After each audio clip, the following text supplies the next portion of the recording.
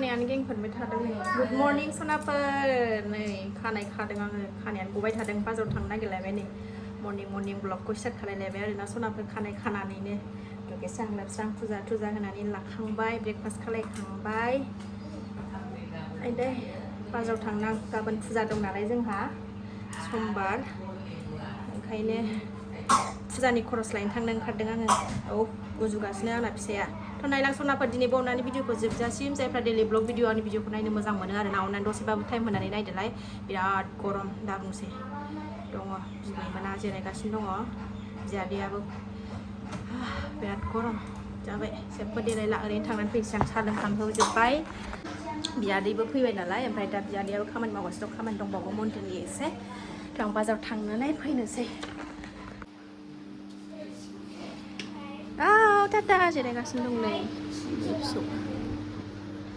नाय आगैया नायदो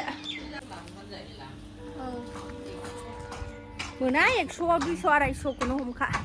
थांसै बाजाराव औ सुथि उरायथारबाय दिनै हारसिंनो फिसाजोखौ बिबैया लाखिबाय नालाय स्र' मोनलायथारदों दिनै हारसिं फैनो मोननायखाय थाव गैया स्कुटिया थाव सोलांसै नङाबा दा नारनांगोनसो लामा ससेयावनो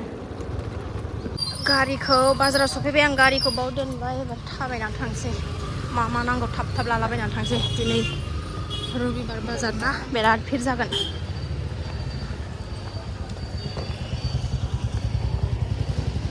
दा फुं नालाय बारा भिर नंथ'वा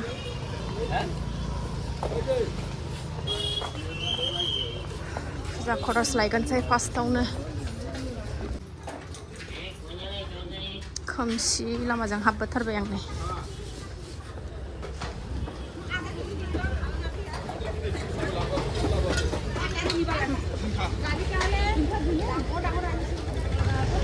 itu ki kolo sampah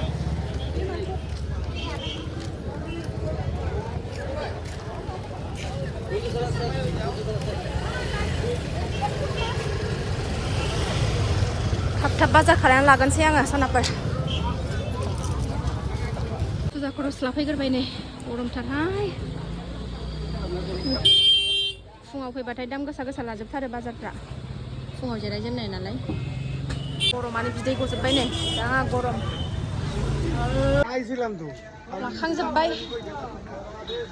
लाखांजोब्बाय नै फुजा खरस नैबे सेमेट एसे खुला लादों आङो 8 केजि नांगौ जादों थालिर लाबाय ओरै नै थांसै न'आव सफैबाय फुजानि बार जायाबानो उफाय गैला ओंखाम ओंख्रि संसै बोस्रांना लाखांजोब्बाय न'आव फैनानै आरो थांबावनांगौ दं बाजाराव ओंखाम ओंख्रि संनानै थांनोसै आङो बिराद बुरजा बाजार दिनै जोगोनार हानसै मा मैगं हानसै नै मैगं जोगोनारजों सयाबिनजों मिरामिससो दिनैबो गाबोन फुजा दंखायनो बेदर सोथ'वासै मैगं हाग्राया मेंख्लं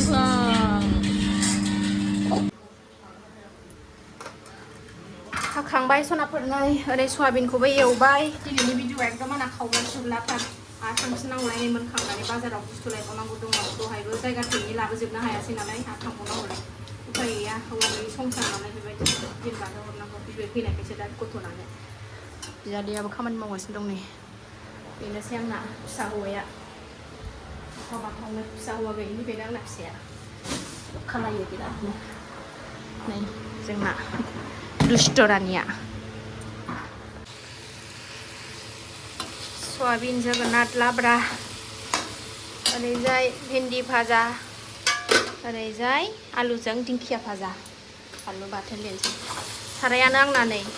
ओंख्रिखौ लाब्राखौ साराय फिसायाव संबाय ओमफ्राय भिन्दी एसेल'खौसो बेसेबांबा गिदिर सारायाव संफ्लांबाय खर'आनो खामानि होला जारलासो संगोरथारनोसै आं थाबनो नायदो सनाफोर दिनै खावब्ला सिब्ला भिडिअखौनो अननानै दिंखिया आलु एवलायबाय नै जोगोनारा मोनबाय लाब्रा भिन्दियाबो मोनबाय ओंखाम जानबाय बानलु गोरान बाथोन देनोसै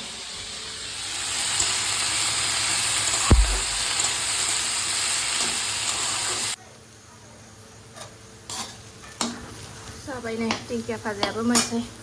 जि सोगारना लानोसै आं जि दङ रानस्रांजोब्बाय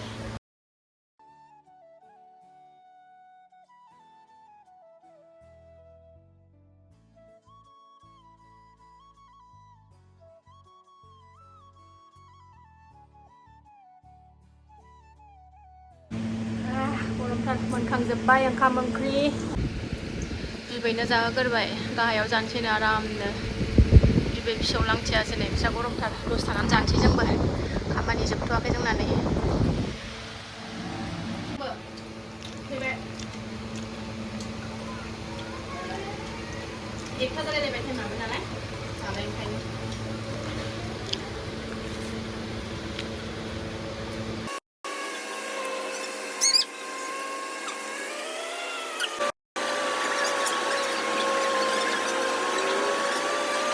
खामसालियावनो जिरायनानै नै मन्दिरनि सुखाजोबसै गाबोन हाबखानाय नङा फुङाव बेखौ देखायदोब्रा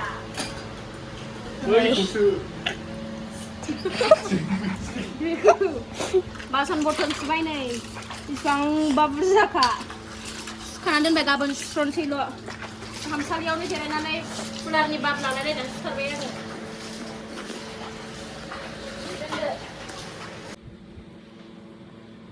सुखांजोब्बाय नै गाबोन सुस्र'नोसैल' एसे मरथाम बासनाफोर भिडिअखौ आं बारा गोलाव खालायला खामानिया जोब्बाय मन्दिरनि बासन सुनाया खामानियाथ' दंबावो जोबनो रोङा फुजा जोबबाबो माने गाबोनसिम खामानियानो रेस्ट गैया आरोना दसे थानानै बाजाराव थांबावनोसै आङो भिडिअखौ आं बारा गोलाव खालायला जायफ्रा आंनि डेलि ब्लग भिडिअखौ नायनो मोजां मोनो अननानै दसेबाबो टाइम होनानै नायदोलाय आरो आंनि चेनेलाव सोरबाफोर गोदानबा वेलकाम खालायो अननानै भिडिअसफोरखौ नायनायल' जाथा आरोना मोजां मोनदोंबा साबस्क्राइब खालामनानै ला बेलाइकनखौबो क्लिक खालाय जाहाथे आं गोदान भिडिअ आगारोबा नोंथांमोननियाव नटिफिकेसन थांनाय बायदि होननायानो जालायलांला